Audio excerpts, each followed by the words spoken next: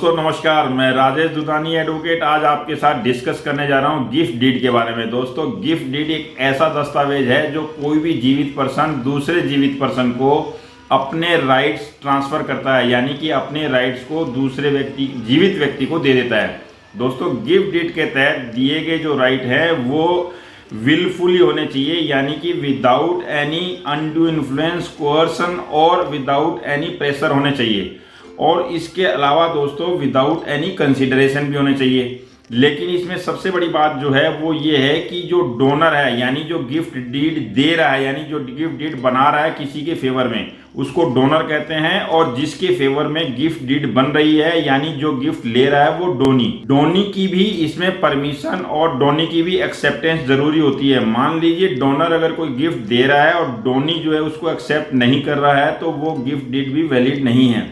Gift deed जो है एक बार रजिस्टर्ड हो जाती है तो उसके बाद में उसको कैंसिल कराना काफ़ी मुश्किल भरा काम है, क्योंकि गिफ्ट डीड के रजिस्ट्रेशन होने के बाद में कैंसिलेशन के लिए जो प्रोविज़न दिए गए हैं वो section 126 transfer of property act में दिए गए हैं।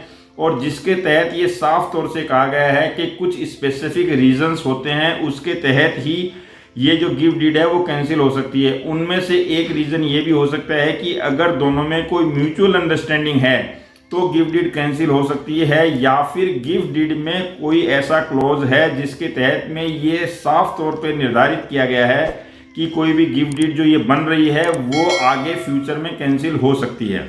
दोस्तों गिफ्ट डीड के बारे में मैं आपको एक बात और भी बताना चाहूँगा कि गिफ्ट डीड सिर्फ और सिर्फ उसी प्रॉपर्टी की, चाहे वो मूवेबल हो या इमूवेबल, अचल या अचल संपत्ति हो, उसी की ही होती है जो कि प्रेजेंट में डोनर के एब्सोल्यूट पावर में है, एब्सोल्यूट राइट में है। ये नहीं हो सकता कि कोई भी प्रॉपर्टी फ्यूचर में उसके राइट में आएगी और उसकी गिफ्ट डीड वो आज ही बना रहा है। इस तरह से गिफ्ट डीड जो है वो रजिस्ट्रेशन कराते समय बहुत ही सोच समझ के रजिस्ट्रेशन कराना चाहिए।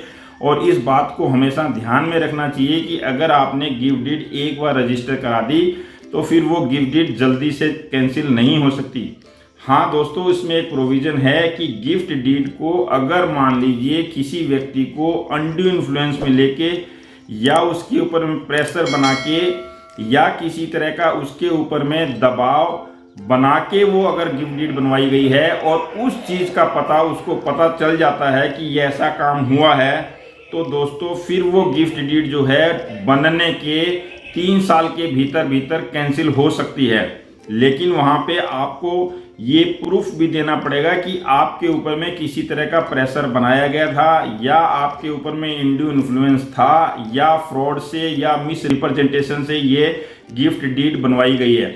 अगर आप इस चीज़ को प्रूफ कर सकते हैं तो आपको गिफ्ट डीड कैंसिलेशन के लिए किसी भी सिविल कोर्ट में जाना पड़ेगा।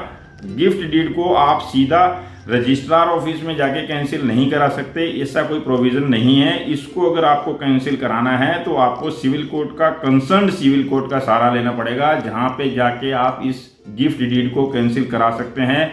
और वो आपको प्रूफ करना पड़ेगा कि आपके साथ में फ्रॉड हुआ है, मिस रिप्रेजेंटेशन है, या फिर किसी तरह का दबाव, अनड्यू इन्फ्लुएंस था जिसकी वजह से आपने ये गिफ्ट डीड बनाई, और उसके 3 साल के भीतर आपको जो नॉलेज हुआ आप कोर्ट में आ गए।